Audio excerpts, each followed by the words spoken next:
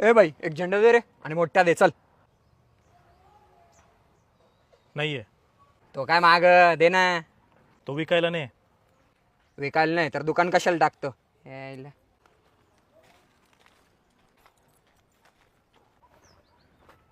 झेंडे विकायला नाहीत का दादा?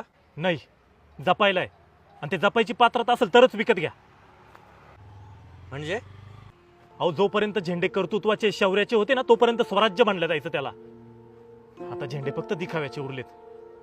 अहो, एकेकाळी स्वराज्य जपलं होतं या भगव्याने. आता आपलं काम नाही त्याला जपायचं.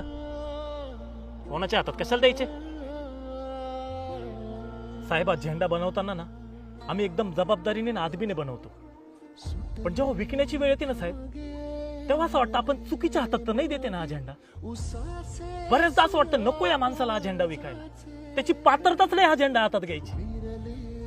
असं वाटतं ना त्याला एकदम ठणकावून सांगावं की अरे जा जा, आधी त्या रायगडाच्या मातीला विचारा किती रक्त सांडलंय आमच्या मावळ्यांनी या भगव्यासाठी. विचारा त्या सह्याद्रीच्या पहाडांना कसा होता तो आमच्या मावळ्यांचा हर हर महादेवचा जयघोष. जाऊन विचारा त्या आया बहिणींना कसं होतं आमचं स्वराज्य.